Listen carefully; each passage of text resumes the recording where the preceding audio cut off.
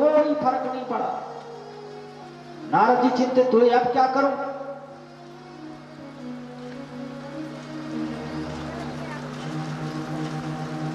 नारद जी ने सोचा,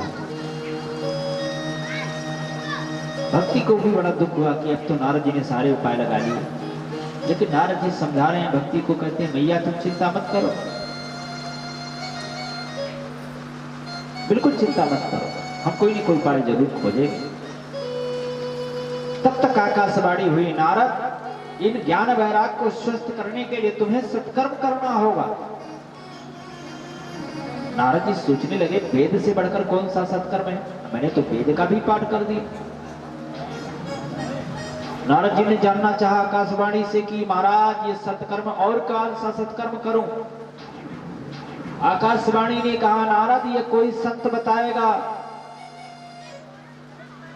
नारद जी ने सोचा तो बड़ा मुश्किल काम है, अगर किसी के संत का नाम लिया होता कि उन संत के पास चले जाओ तो मैं वहां चला जाता, पूछ लेता सत्कर्म क्या है, लेकिन इसने तो बता दिया कि सत्कर्म करो, किसी संत से पूछो सत्कर्म क्या है। अब नारद जी संतों के आश्रमों में जाना शुरू किया, और जिस संत के आश्रम में पूछने जाते हैं सत्कर्म बताओ भैया सत्कर्म क्या है, अब उन संतों को पता चलता है कि नारद जी मेरे यहाँ आ रहे सत्कर्म के बारे में जानने के लिए, तो या तो पहले से ही आश्रम छोड़कर कहीं चले जाते, अपने शिष्यों से बता देते कि नारद आए तो कह देना कि वो तीर्थ यात्रा पर निकले हैं गुरुजी, और या मौन व्रत करके बैठ जाते, भैया इस समय मौन व्रत चल रहा है, बोलते नहीं गुरुजी। संत लोग डरे हुए हैं कि जहां देवर्षि नारद जैसे संत मेरे पास पूछने आए, सत्संग करने आए, मैं उनको क्या जवाब दूंगा। एक एमबीबीएस डॉक्टर किसी झोला छाप के पास पहुंच जाए तो झोला छाप बेचारा पहले शटर गिरा के गायब हो जाए, क्या सुनाऊंगा, क्या बताऊं कैसे।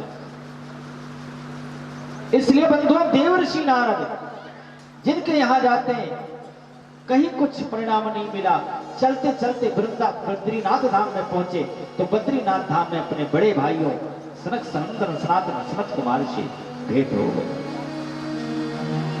मुलाकात हुई, यही व्यथा अपने बड़े भाइयों को सुनाया, कहा मैं सत्कर्म की खोज में हूं, मुझे पता नहीं चलता सत्कर्म क्या है, हमने तो जो सत्कर्म समझा था कर दिया। तब सनक सनंदन सनातन सनत कुमार ने देवर्षि नारद से कहा, नारद बस इतनी सी बात है, अरे इसके लिए चिंता करने की आवश्यकता नहीं, सत्कर्म कोई और नहीं श्रीमद् भागवत महापुराण ही सत्कर्म है। बोलो श्री कृष्णचंद्र भगवान की, केवल श्रीमद् भागवत महापुराण की कथा उन्हें सुनाओ, बस स्वस्थ हो जाए। बस क्या थी, देवर्षि नारद ने देरी नहीं लगाई, गंगा के पकड़ों की कथा है, गंगा के तट पर बद्रीनाथ धाम में बालू की रेती का व्यास मंच बनाया और सनक सनंदन सनातन सनत कुमार व्यास मंच पर विराजमान हुए। तमाम श्रोताओं को निमंत्रण दिया गया, महाराज हमारे यहाँ कथा सुनने आना। तमाम श्रोता एकत्रित हो गए, व्यास मंच पर बैठे, कीर्तन जैसे प्रारंभ हुआ ऐसे भक्ति देवी प्रकट हो गई, अपने दोनों पुत्रों के साथ कीर्तन में नृत्य करने लगी, नाचने लगी भक्ति मैया, और आनंदित होकर शिव कीर्तन गाने लगे। हरे कृष्ण गोविंद हरे मुरारे, हे नाथ नारायण वसुदेव,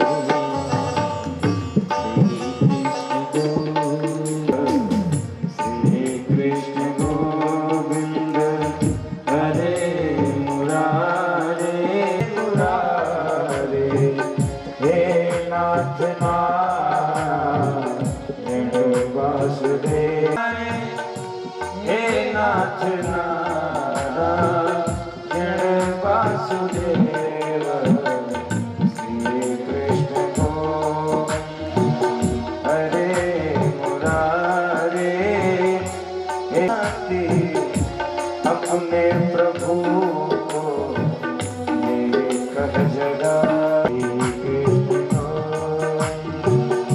हरे मुरारे, हे नाथ नारायण।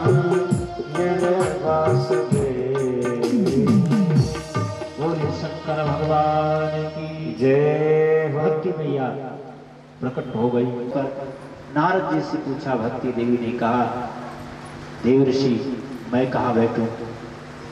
नारद जी ने बड़ी सुंदर बात कही, कहा भैया आप सबके हृदय में बैठ जाओ, क्योंकि जहां तुम बैठती हो वहां भगवान निवास करते हैं, इसलिए तुम सबके यहाँ बैठे श्रोताओं के हृदय में बैठ जाओ, जिनसे सबके अंदर भगवान का प्रादुर्भाव हो जाए। बोले श्री कृष्ण भगवान की जय हो। और उस कथा को सुनकर भक्ति मैया ने कथा श्रवण किया, भागवत की। ज्ञान वैराग्य ने कथा भागवत की श्रवण किया और ज्ञान वैराग्य सुस्त हो गए उस भागवत की कथा को सुनकर। बंधुओं, तो शरीर में अगर कोई रोग है, व्याधि है, कोई समस्या है, अगर नियम से भागवत की कथा सुन ली जाए तो निश्चित रूप से उसका भी प्रभाव पड़ता है, उसका लाभ भी मिलता है। सौनक जी से सूत जी महाराज ने बताया कि श्रीमद् भागवत दिव्य है, अतुलनीय है। अब इसके आगे की चर्चा मैं कल करूंगा, क्योंकि समय बहुत हो गया, आज विलंब हो गया समय के अनुसार, प्रारंभ होने में भी और समाप्ति होने में। लेकिन कल से समय का ध्यान विशेष रूप से रखा जाएगा। ये आप सब लोग समय से उपस्थित हो जाएंगे और हम लोग कथा में आगे प्रवेश करेंगे, आगे बढ़ेंगे। आइए दो बार भगवान का नाम ले लें।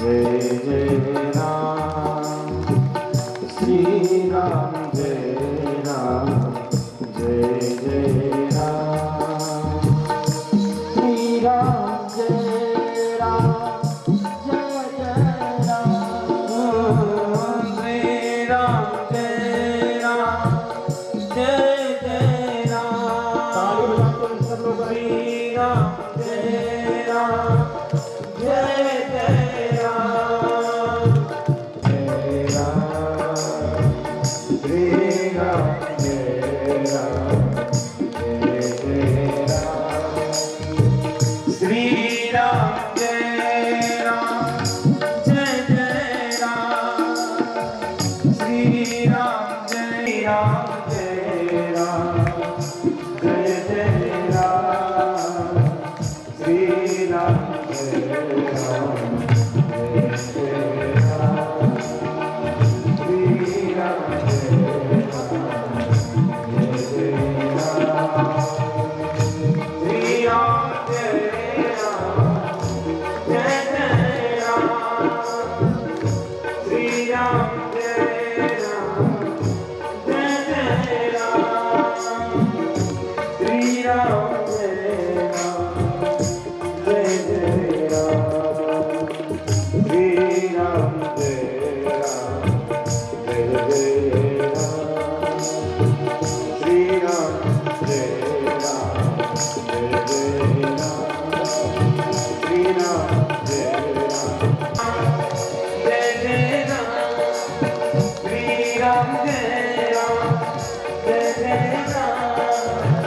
श्री राम, जय राम, जय जय राम श्री राम,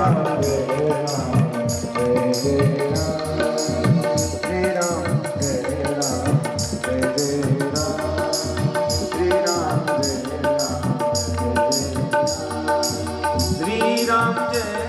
जय राम श्री राम, जय राम, जय जय राम, जय रघुनंदन जय जय राम श्री राम, जय राम, जय जय राम श्री राम, जय राम, जय जय राम श्री राम, जय राम, जय जय राम श्री राम, जय राम, जय जय राम, जय रघुनंदन जय जय राम,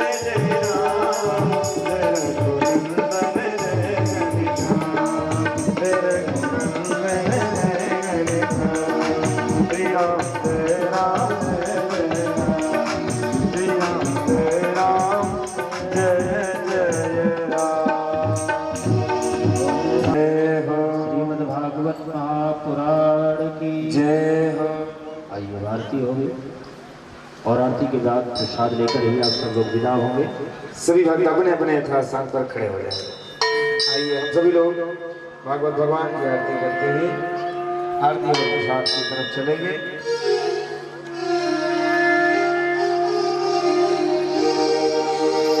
हमारे पापियों को पाप से बेकार, पापियों को पाप से बेकार के तेरी भागवत भक्ति है यार के। पापियों को पाप से, पापियों को पाप से बेकार के तेरी भागवत भगवान की है यार की। पापियों को पाप से बेकार के।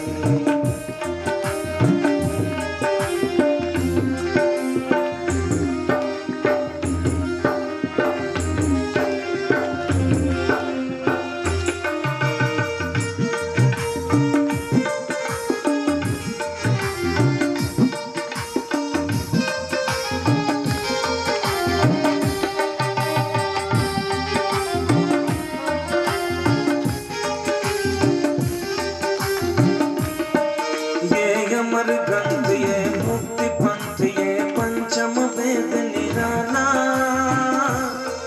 नव ज्योति जगाने वाला, नव ज्योति जगाने वाला। ये अमर गंध ये मुक्ति पंथ ये पंचम वेद निराला, नव ज्योति जगाने वाला। सभी लोग बारी बारी से आरती करते रहेंगे।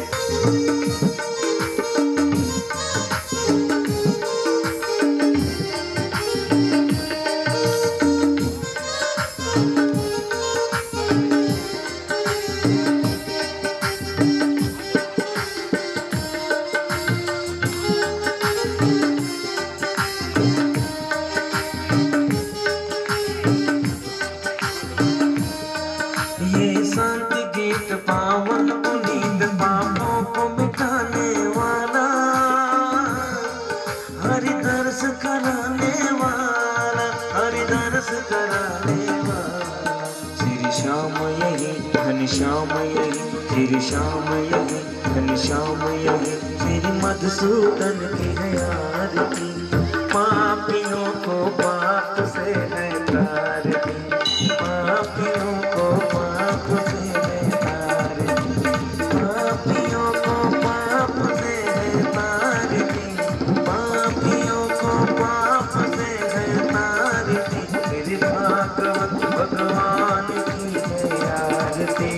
पापियों को पाप से है तारती, पापियों को पाप से है तारती।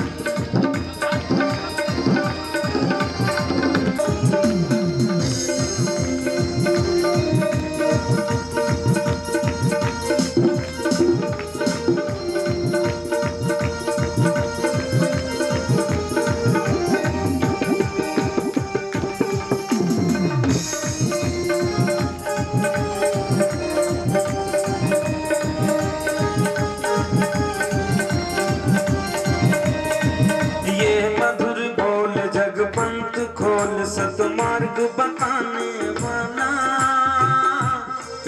बिगड़ी को बनाने वाला, बिगड़ी को बनाने वाला। ये मधुर बोल जगपंथ खोल सतमार्ग बताने वाला, बिगड़ी को बनाने वाला, बिगड़ी को बनाने वाला। ये सुख करनी ये दुख हर, ये सुख करनी ये दुख हर, जग के मंगल की है आरती। पापियों को पाप से है तारती, पापियों को पाप से है तारती, पापियों को पाप से है तारती, पापियों को पाप से है तारती। श्री भागवत भगवान की है आरती। पापियों को पाप से है तारती।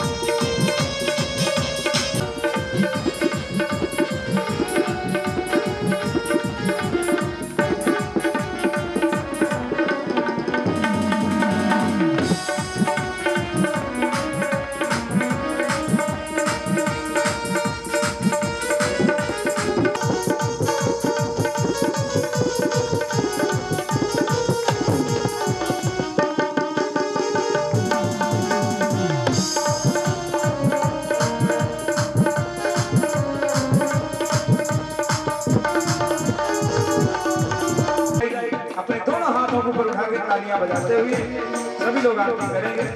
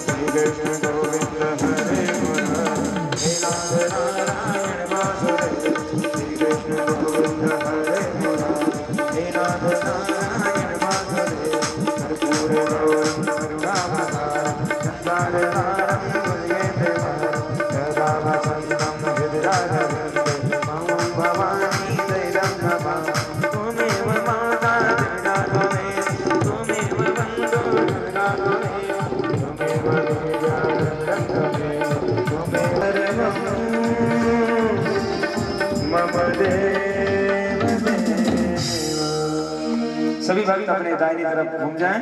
ओम यानि कानि च पापानि जन्मान्तरिकृतानि च तानि सर्वाणि नश्यन्तु प्रदिच्छत पदे पदे जडे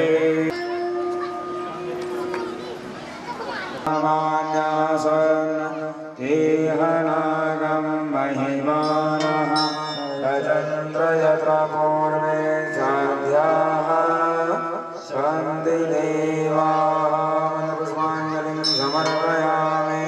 बोलिए भागवत भगवान की, बोलिए स्वामी परमहंस महाराज की, बोलिए शंकर भगवान की, बोलिए गणेश भगवान की, बोलिए हनुमंत लला की, बोलिए दुर्गे मैया की, बोलिए सिया महारानी की, बोलिए सरस्वती मैया की, बोलिए समस्त देवी देवताओं की, बोलिए समस्त संतों की, बोलिए समस्त भक्तों की, बोलिए अपने अपने माता पिता की, प्राणियों में विश्व का गौ माता की, भारत माता की।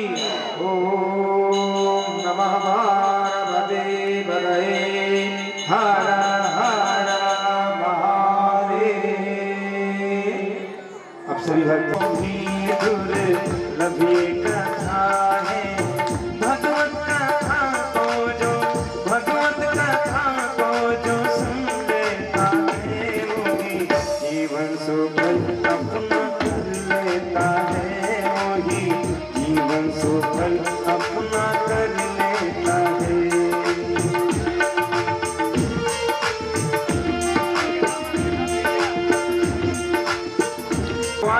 कथा में देखिए अरसानी से पधारे हैं श्री चिंता मणि मिश्र जी उर्फ बड़को मिश्र और श्री ब्रजेश मिश्रा जी यूं श्री लालजी मिश्र जी और भी यहाँ पर बड़ी दूर दूर से आए हुए सभी भक्तों का बहुत बहुत स्वागत है। भगवान की कृपा में सभी माताओं बहनों का बहुत बहुत स्वागत है। युवा साथियों का बहुत बहुत स्वागत है। हमारे जो बड़े बुजुर्ग आए हैं भगवान की कथा पे आपका भी बहुत बहुत स्वागत है। सभी बच्चों का स्वागत है। भगवान की कथा में सबकी अर्जी हम लगाते हुए आइए हम सभी लोग भागवत कथा की महिमा का गान करते हुए अपने अपने घर की तरफ चले गए। श्री कृष्ण गोविंद गाता है जो भी, श्री कृष्ण गोविंद गाता है जो भी, प्रभु की शरण में आता है वो के बना देता है। भगवत कथा एक अमृत कथा है, देवों को भी दुर्लभ कथा है। भगवत कथा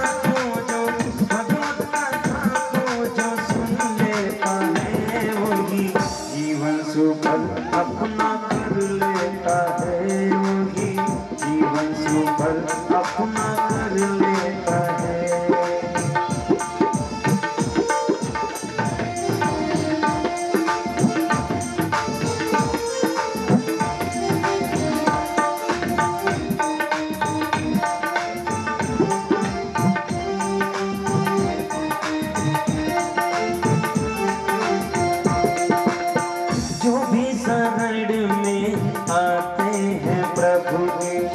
सुफल मनोरथ होते हैं उनके, जो भी शरण में आते हैं प्रभु के। सुफल मनोरथ होते हैं उनको, भगवान की माया सबको नचाए। राजा से चाहे तो रंग बनाए, जिस पे नजर श्याम जिस पे नजर श्याम कर देता है मानो, भाव से वही पार हो जाता है। मानो भाव से वही पार हो जाता है। भगवत कथा एक अमृत कथा है, देवों को भी दुर्लभ ये फल अपना कर लेता है। वो ही जीवन सुफल अपना कर लेता है।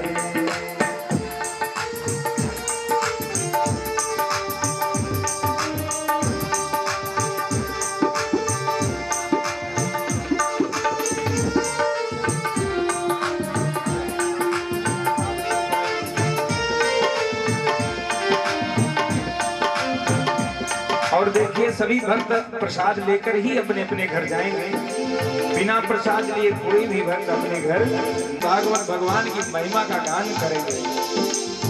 मन में बसा के श्यामों की मोर, देखो हमेशा श्यामों की सूर। मन में बसा के श्यामों की मोर, देखो हमेशा श्यामों की सूर। बन जाएंगे यूं सब काम तेरे, जिस पे नजर श्याम जिस पे नजर श्याम कर देता है। उसकी नैया किनारे लगा देता है, उसकी नैया किनारे लगा देता है, उसकी नैया किनारे लगा देता है। भगवत कथा अमृत कथा है, देवों को भी दुर्लभ कथा है। भगवत कथा को जो सुन लेता है, वो ही जीवन सुख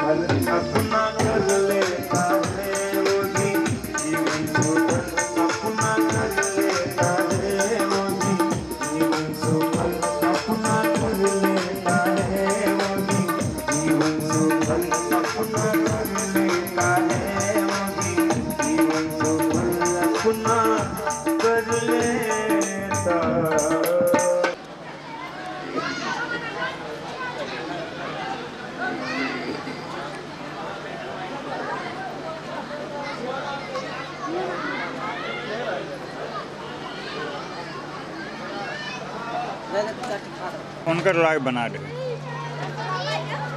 लाला मुझे खा दुगो लाला है ना वो देखा धुराने बकरी का टार दिया यार कुछ ले तो ज्यादा खा लिया मैंने ज्यादा पेट बड़ा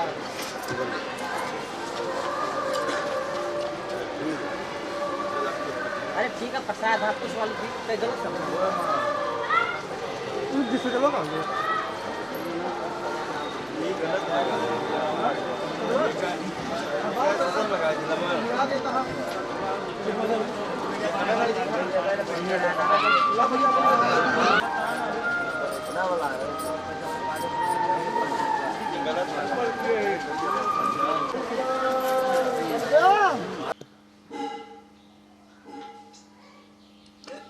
देखा कमरो बढ़िया करंतम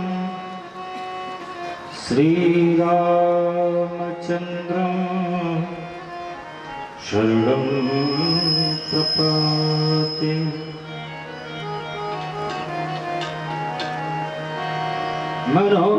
मनोजवं मारुतितुल्यवेगं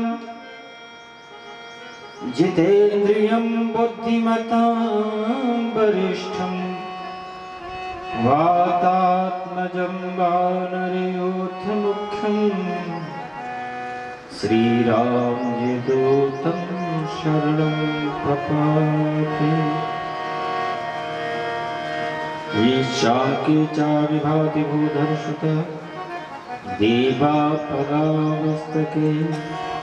भाले बाल विधुर्गले चकर्लम्यशोरश्व्याल सोऽयं भूति विभूषणः शर्वरा सर्वाधिपः सर्वदा सर्वा सर्वगताः शिवा शश्निभेषि शङ्करः पातु माम्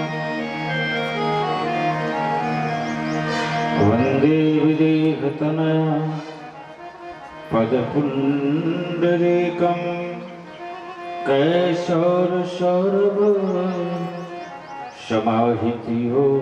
समाहितयोगचित्तं हन्तुं त्रतापमनिशं मुनिहंससेव्यं शन्मानसा परप्रीतिपरागपुञ्जम्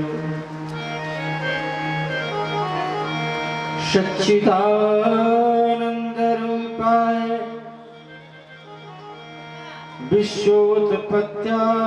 विश्वोत्पत्त्यादिहेतवे तापत्रय विनाशाय श्रीकृष्णाय नमः। श्री गुरुचरण सरोज रज निज मन मुकुर सुधार बरनौ रघुबर बिमल जसु जोदायक फलचार बुद्धिहीन तनु जानिके सुमिरहु पवन कुमार बल बुद्धि विद्या देहु महि हरहु कलेश विकार प्रभु कथा की रसिकवर पवन तनय हनुमान आय सुआसन लीजिए करहु सदा कल्याण आय सुआसन लीजिए करहु सदा कल्याण। जय जय श्री राधा रमण जय जय नवल किशोर जय गोपी चित चोर प्रभु जय जय माखन चोर जय गोपी चित चोर प्रभु जय जय माखन चोर। बोल बोले श्रीमद् भागवत महापुराण की जय हो, सप्ताह यज्ञ की जय हो, श्री हनुमान जी महाराज की जय हो, शंकर भगवान की जय हो, वृंदावन बिहारी लाल की जय हो, जगत जननी सीता की जय हो, जगत जननी पार्वती की जय हो, आदि शक्ति दुर्गा भगवती की जय हो, श्री हनुमान जी महाराज की जय हो, जय जय श्री राधे श्याम।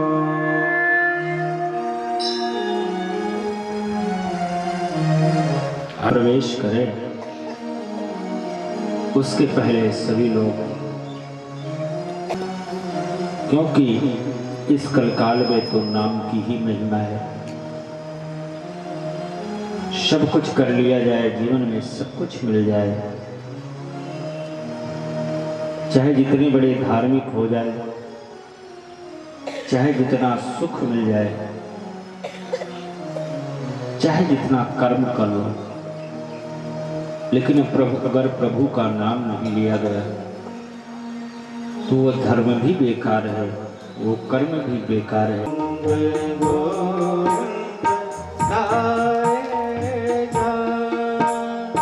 गोविंद गोविंद गाए जा, प्रभु से प्रेम प्रेम लगाए जा, प्रभु से प्रेम लगाए जा, प्रभु से प्रेम लगाए जा, गोविंद गाए जा, गोविंद गोविंद गाए जा, गोविंद गोविंद गाए जा, गोविंद ताली बजाते हुए सब लोग गाइए, भाव से गाइए। गोविंद गोविंद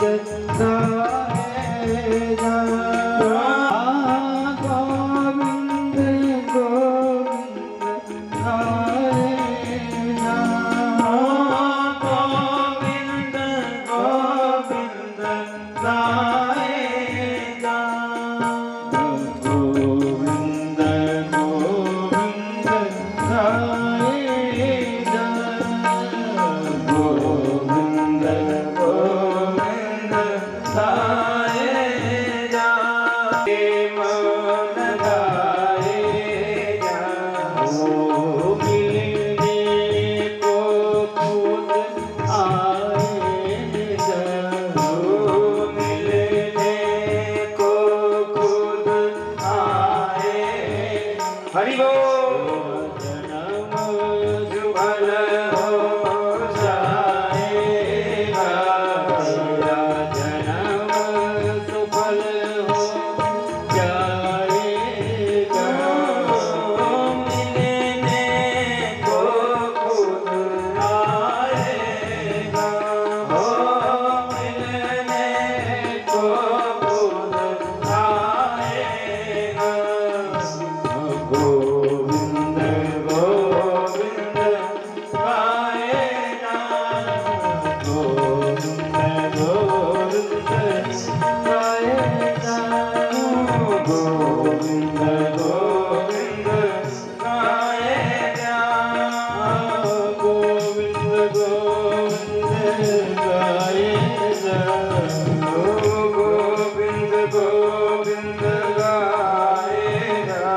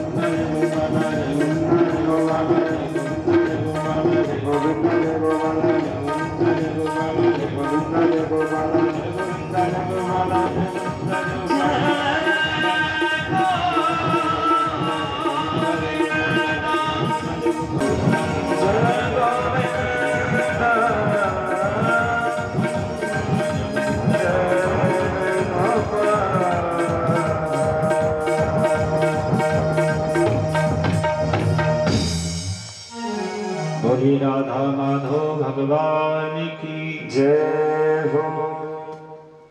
आइए भागवत कथा जो भी कामना करके आप भागवत कथा का आयोजन करेंगे, सुनेंगे, आपकी प्रत्येक मनोकामना पूर्ण करने में सामर्थ्य है भागवत कथा में।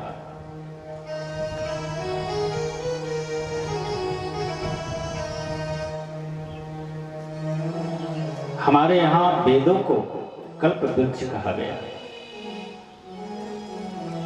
4 वेद है ना,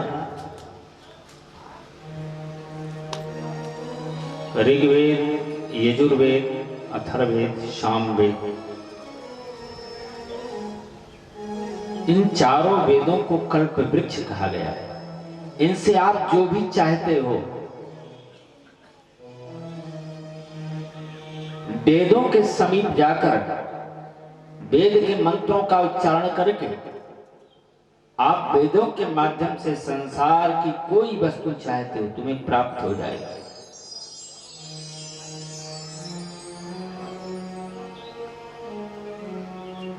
और वेद तो वृक्ष है, जो भी फल चाहो मिलेगा। लेकिन भागवतकार कहते हैं वेद तो कल्प वृक्ष है, लेकिन अगर उसका कोई फल है तो भागवत है। निगम कल्प तरोर गलितम फलम। अच्छा, पेड़ आप लगाते हो, वृक्ष लगाते हो, तो ये कामना करके लगाते हो कि इसमें से फल आएगा। पेड़ आप फल की इच्छा से लगाते हो, फल पाने की इच्छा से लगाते हो।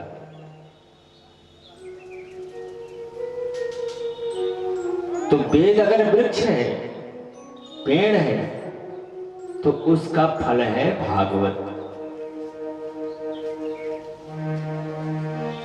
और फल भी ऐसा नहीं है, कुछ फल होते हैं जो खट्टे होते हैं, खा नहीं सकते आप। लेकिन भागवत को ऐसा फल बताया गया, गलितम फलम, ये पका हुआ फल है, बिल्कुल मीठा फल है भागवत। किसी ने व्यास जी से पूछा, महाराज इसकी क्या गारंटी है कि भागवत मीठा है? व्यास जी ने कहा, भाई फल का पक्का पारखी जो होता है वो तोता होता है। तोता उसी फल को जूठा करता है जो फल मीठा होता है ना? और इस भागवत रूपी फल को तो एक बड़े पारखी तोते ने जूठा किया है। कौन सा तोता? सुखदेव जी महाराज। व्यास जी ने बड़ा सुंदर लिखा कि निगम कल्पतरोर गलितम फलम सुख मुखाद मृत द्रवोषयुतम। अच्छा, एक समस्या और है फल के साथ। फल मीठा है, लेकिन फल में एक समस्या होती है। जैसे आम के फल को ले लीजिए, आम का फल एक ऐसा फल है,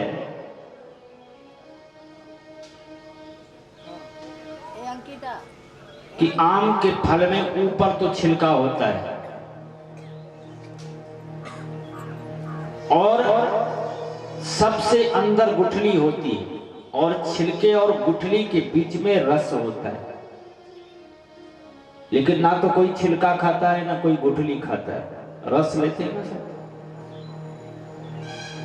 व्यास जी से पूछा गया, महाराज इस भागवत में छिलका भी होगा गुठली भी होगा, क्या छोड़ना है क्या नहीं खाना है इस भागवत में, क्या नहीं लेना है? तो व्यास जी ने बड़े सुंदर कहे, सुंदर शब्दों में कहा, पिबत भागवतम रसमालय, इसमें तो छिलका और गुठली है ही नहीं, इसमें तो केवल रस ही रस है। पिबत भागवतम रसमालयम और मुहुर्मुहु रसिको भूवि भावका, इसको बार बार ग्रहण करो, बार बार पियो। लेकिन एक बात बड़ी बढ़िया बताई व्यास जी ने, रसिका भूवि भावका, जो भागवत का रसिक हो, जो भगवान की कथा का अधिकारी हो, जो जिज्ञासु हो, उसे पिलाओ। अनाधिकारी व्यक्ति को अगर भागवत सुनाई जाएगी तो बंधुओं ग्रहण नहीं कर पाएगा, बल्कि इसका अनादर ही कर देगा। जैसे कोई, अब एक गर्मी का मौसम चल रहा है, अब गर्मी के मौसम में कोई प्याऊ लगा कर बैठ जाए रोड पर, फ्री में पानी पिला रहा हो, सेवा कर रहा हो, आवाज लगाए, बाबूजी पानी पी के जाना, प्यासा व्यक्ति रुकेगा, तुरंत पानी पिएगा। लेकिन जिसको प्यास नहीं लगी होगी वो पहुंचेगा तो तमाम बातें करेगा, भैया पानी कहां से लाए हो, नल का है कि कुएं का है, ठंडा तो नहीं, ज्यादा नहीं, गला खराब हो जाए, अरे बहुत गर्म पानी तो नहीं, गंदा पानी तो नहीं, तरह तरह की बातें करेगा।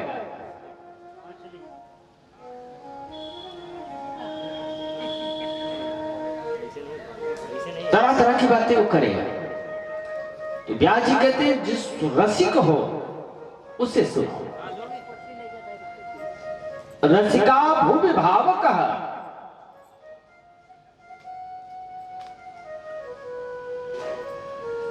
तो ये भागवत सभी ग्रंथों का फल है, वेदों का फल है, साधारण नहीं। अमृत से बढ़कर भी भागवत कथा अमृत है।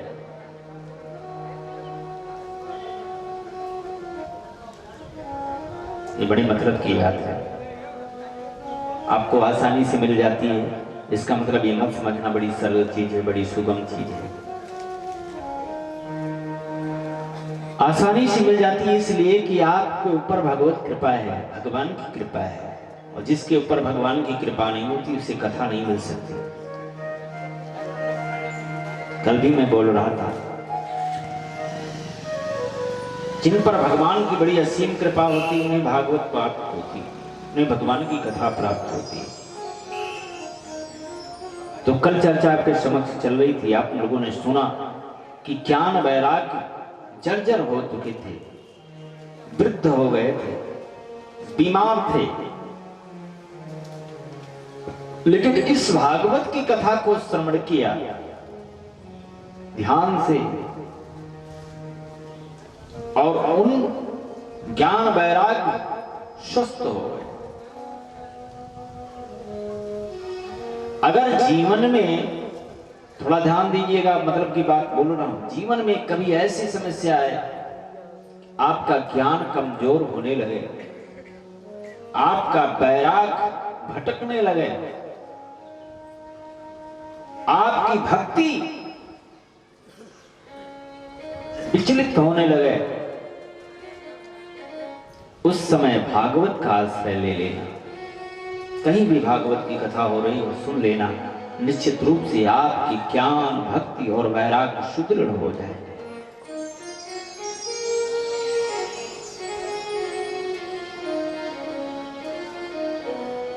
भागवत में 4 अक्षर है, भा, गा, वा और ता। भा से भक्ति, ज्ञा से ज्ञान, वा से वैराग्य, ता से तत्व।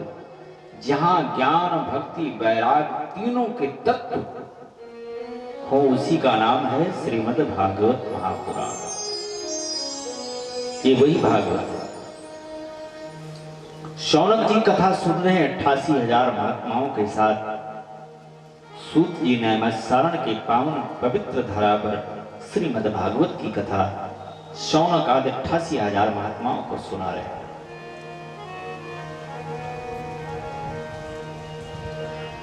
शौनक जी ने जब कथा सुना कि भागवत की कथा सुनकर ज्ञान और भक्ति वैराग्य आनंदित हो गए, उनके सारे दुख खत्म हो गए, सारी कष्ट दूर हो गई। तो शौनक जी ने सूत जी से कहा, गुरुदेव, इस भागवत की कथा सुनने से ज्ञान भक्ति वैराग्य ही सुदृढ़ होते हैं या पाप भी कम होता है? एक बात बता दूं, ये सारे धर्म ग्रंथ कहते हैं, बहुत मतलब की बात है, सब कहते हैं, सब संत कहते हैं, सारे शास्त्र कहते हैं कि कर्मों का फल तो भुगतना ही पड़ेगा, कोई रोक नहीं सकता। तुलसीदास जी ने रामचरितमानस में भी लिखा है, कर्म प्रधान विसुर चिराखा, जो जस करई सो तस फल चाखा। कर्म प्रधान विसुर चिराखा, कर्म प्रधान विसुर चिराखा, जो जस करई सो तस फल चाखा। कर्म प्रधान विसुर चिराखा, जो जस करई सो तस फल चाखा। बोलिए शंकर भगवान की जय हो। अगर ब्रह्मा भी चाहें कि आपके कर्मों का फल बदल दें तो संभव नहीं। तो प्रश्न ये उठता है कि अगर मेरे कर्मों के फल में परिवर्तन नहीं हो सकता, मेरा कर्म बदल नहीं सकता, हमने जो किया है हमको भुगतना ही पड़ेगा, तो ये पूजा पाठ भगवान की कथा हम क्यों सुने? होना है वही होगा, तो फिर कथा सुनने का क्या मतलब है? क्यों सुने फिर भगवान की कथा? क्यों करे पूजा पाठ भगवान का?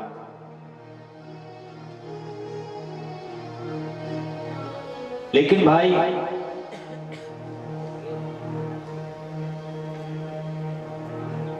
एक दृष्टांत के माध्यम से आप थोड़ा समझ लें। ज्यादा व्याख्यान दूंगा तो समय ज्यादा ही लगेगा, समझने के लिए थोड़ा सा संकेत करना चाहूंगा। ये कानून है कि अगर आपने अपराध किया है, आपने जो पाप किया है या पुण्य किया है, उसका फल आपको मिलेगा। इसमें कोई रोक टोक नहीं, कोई परिवर्तन नहीं होगा। जैसे आपने न्यायालय में खड़े होकर के जज के सामने खड़े हुए, आप खड़े हैं और आपके ऊपर हत्या का आरोप लगा है, न्यायालय में आपका अपराध साबित हो गया कि आप अपराधी हैं, तो जज फांसी की सजा सुनाए, फांसी की सजा होगी। ये कानून है, इसे जज भी नहीं रोक सकता, सजा सुना देगा। अगर अपराधी आप साबित हुए तो आपको फांसी होगी। तब कोई नहीं रोक सकता, फांसी होगी। अगर ये जज ने फैसला दे दिया तो फांसी हो जाएगी। लेकिन अगर वही जज के सजा सुनाने के बाद भी अगर आपकी याचिका राष्ट्रपति तक पहुंच जाए तो आप सारे अपराधों से मुक्त हो सकते हैं। लेकिन ये बात ऐसे नहीं होगी। ये याचिका, आपका एप्लीकेशन, आपके प्रार्थना पत्र राष्ट्रपति के पास जाए, लेकिन जबरदस्ती नहीं है, वो भी राष्ट्रपति के कृपा के ऊपर निर्भर है। उसकी कृपा हुई तो उसकी दया के ऊपर निर्भर है। वो चाहेगा तो आपको सारे अपराधों से मुक्त कर देगा। तो आपने जीवन भर पाप किया है, सब कुछ जीवन में कोई अच्छा नहीं किया है, आप अपनी कर्मों का फल भुगत रहे हो, तो कानून है, आपने जो किया है उसका फल भुगत रहे हो, भुगतना पड़ेगा। लेकिन अगर आपकी याचिका परमात्मा तक पहुंच जाए, आपका प्रार्थना पत्र भगवान तक पहुंच जाए, तो निश्चित रूप से उसकी दया अगर हो गई तो आप सारे अपराधों से मुक्त हो सकते हो। बोलो शंकर भगवान की, सारे अपराधों से मुक्त हो सकते हो। और ये भगवान ने गीता में स्वयं कहा है, पढ़ा होगा आप लोगों ने, गीता का बड़ा प्यारा श्लोक है, सर्वधर्मान परित्यज्य ममेकं शरणं व्रज अहं त्वा सर्व पापेभ्यो मोक्षयिष्यामि मा शुचः। भगवान कहते हैं मेरे शरण में आ जाओ, बस मैं तुम्हें सारे पापों से मुक्त कर दूंगा। तो भगवान के शरण में आने के लिए, प्रार्थना पत्र देने के लिए कौन सा उपाय है? व्यास जी से पूछा गया, महाराज कौन सा प्रार्थना पत्र भगवान के पास पहुंचाऊं कि मेरे ऊपर भगवान की दया हो जाए? तो व्यास जी ने कहा बस एक प्रार्थना पत्र है, श्रीमद् भागवत की कथा अगर आप जीवन में सुन लो तो निश्चित रूप से भगवान की कृपा आपके ऊपर हो जाएगी। बोले शंकर भगवान की, निश्चित रूप से आपके ऊपर भगवान की कृपा होगी। सूत जी से सौनक जी ने पूछा, गुरुदेव एक बात मुझे ये बताओ, किस भागवत की कथा सुनकर ज्ञान वैराग्य भक्ति तो सुदृढ़ हो जाते हैं, स्वस्थ हो जाते हैं, लेकिन क्या पाप भी कम होता है?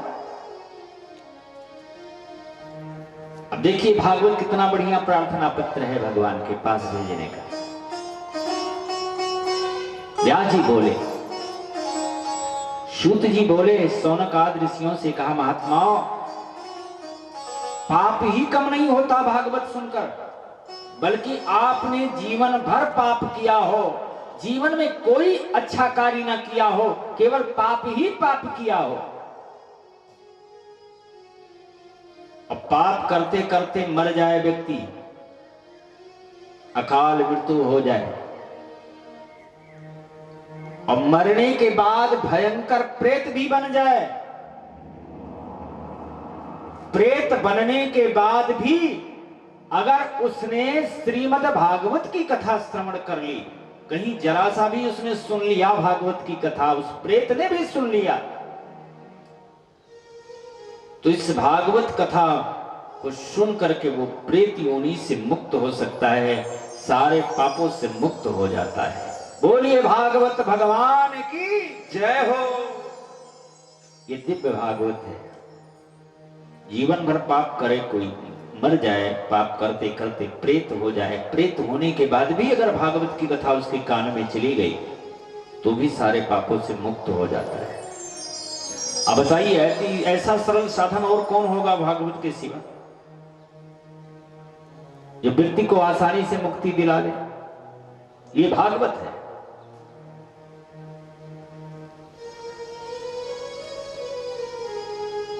शौनक जी ने कहा, गुरुदेव आपने कहा कि अगर कोई प्रेत भी बन जाए तो भी, अगर प्रेत भी भागवत की कथा सुन ले तो उसका भी उद्धार हो जाए, उसका भी कल्याण हो जाए। सूत जी ने कहा हो जाए। शौनक जी ने कहा, महाराज कभी ऐसा हुआ है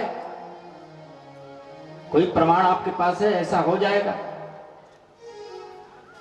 कि ऐसे ही कह रहे हो? शुद्ध जी ने कहा हुआ है, हम तुम्हें एक कथा सुनाते हैं, एक इतिहास सुनाते हैं। शुद्ध जी ने कहा